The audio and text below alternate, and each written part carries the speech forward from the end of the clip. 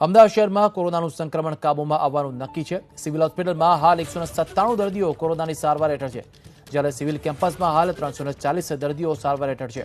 આજથી કિડની અને કેન્સર હોસ્પિટલમાં નવા દર્દીઓ દાખલ કરવામાં નહીં આવે। સોલા સિવિલ હોસ્પિટલમાંથી 59 વર્ષીય દેવેન્દ્ર પરમાર નામના દર્દીને ડિસ્ચાર્જ અપાશે। 113 દિવસ સુધી કોરોનાની સારવાર લીધા બાદ દેવેન્દ્ર પરમાર નામના દર્દીને ડિસ્ચાર્જ કરાશે। દર્દી દેવેન્દ્ર પરમારને ડિસ્ચાર્જ કરાતા સમયે નાયબ મુખ્યમંત્રી નીતિન પટેલ પણ ઉપસ્થિત રહેશે। સરકારી હોસ્પિટલમાં લાંબી સારવાર લેનાર દેવેન્દ્ર પરમાર પહેલા દર્દી છે। અગાઉ કોંગ્રેસના નેતા ભરતસિંહ સોલંકીએ પણ 100 દિવસથી વધુ દિવસ સુધી ખાનગી હોસ્પિટલમાં સારવાર લીધી હતી। તમામ તબીબો અને પેરામેડિકલ સ્ટાફને અભિનંદન આપવા માટે નીતિન પટેલ ઉપસ્થિત રહેશે।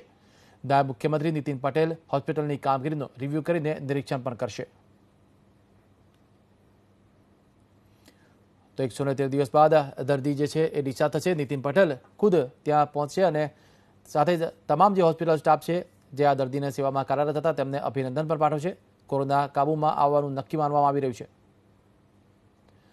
આજ વિશે વધુ અપડેટ લઈશું અમારા સંવાદદાતા કુશાંક સોની પાસેથી। પહેલા ગુજરાતમાં એવું હતું કે ભરતસિંહ સોલંકી 100 દિવસ સારવાર બાદ સાજા થયા હતા, પરંતુ તેનાથી પણ વધુ દિવસ સુધી સારવાર લીધી અને 113 દિવસ બાદ આ દર્દી ડિસ્ચાર્જ થઈ રહ્યા છે। કેવા પ્રકારની ટ્રીટમેન્ટ આ દર્દીને આપવામાં આવી હતી અને કેવી મહેનત રહી કોરોના વાયરસ ડોક્ટર્સની? વિશાલ, દેવેન્દ્ર પરમાર નામના દર્દી છે 56 વર્ષના અમદાવાદ શહેરના, અને તેઓ 4 મહિના પહેલા સોલા સિવિલ હોસ્પિટલમાં દાખલ થયા હતા। તેમના બોડીમાં વાયરસનો લોડ વધુ પડતો હતો અને સતત તેમનું જે બ્લડ રિપોર્ટ ને સિટી સ્કેન છે તે કરવામાં આવી રહ્યું હતું। સીઆરપી જે છે તે આ દેવેન્દ્ર પરમાર નામના દર્દી હતા, તેમનું 5 થી 10 હજારની વચ્ચે ચાલ્યું ગયું હતું, જે સામાન્ય રીતે 500ની અંદર હોય છે, એટલે કે વાયરસનો જે લોડ હોય છે તે ખૂબ વધારે માત્રામાં હતો। 113 દિવસે આજે તેઓ ડિસ્ચાર્જ લેશે।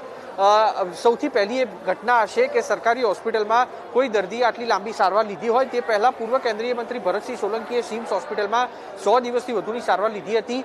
લગભગ દેવેન્દ્ર પરમાર છે તેઓની જે સારવાર છે તેમાં ડોક્ટરોના જણાવ્યા પ્રમાણે તેમને બચાવવા એક તબક્કે મુશ્કેલ લાગી રહ્યા હતા, પરંતુ ડોક્ટરોએ તેમની જે આખી ટીમ બનાવીને મદદ કરી હતી અને દેવેન્દ્ર પરમાર તરફથી જે રીતે રિકવરી આવી રહી હતી તે જોતા ડોક્ટરને વિશ્વાસ હતો કે તેઓ સાજા થશે।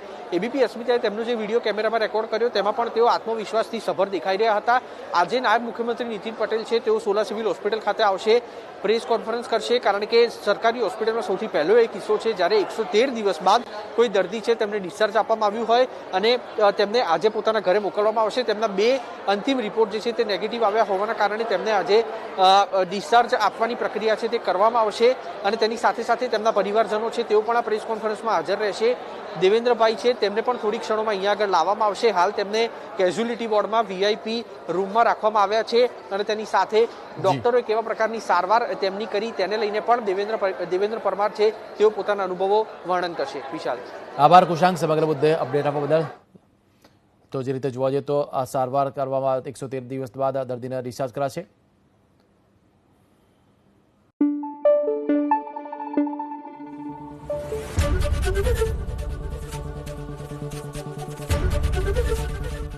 એબીપી અસ્મિતા, ગુજરાતની અસ્મિતા।